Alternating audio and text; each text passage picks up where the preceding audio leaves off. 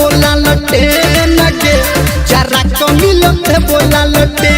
गे छोरी तोरा पढ़ाइल देबो एगो पेन जरा कमिल बोला लटे नगे जरा कमिल बोला लटे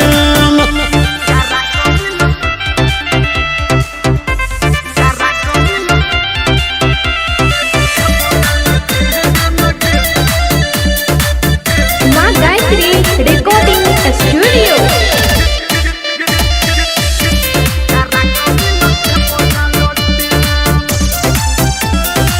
टाइम पे टाइम बना के तू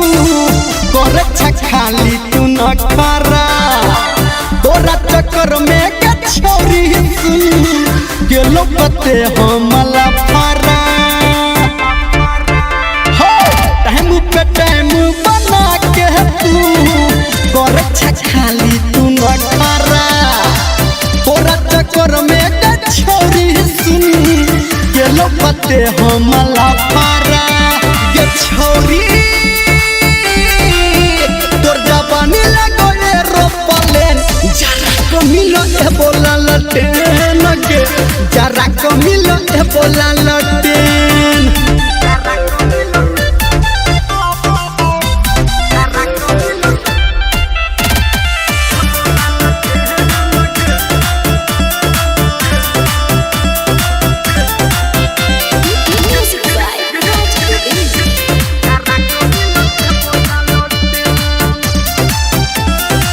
मौका पे चौका लगा बोते आई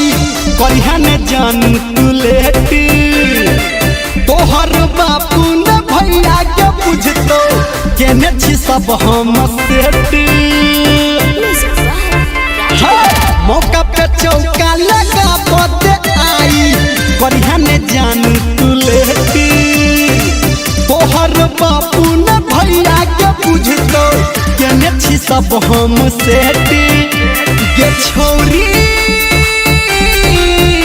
निर्मलिया संग कोले लेने देन जरा कमिल बोला लटे नगे जरा कमिल बोला लटे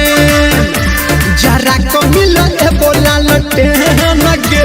जरा कमिल बोला लटे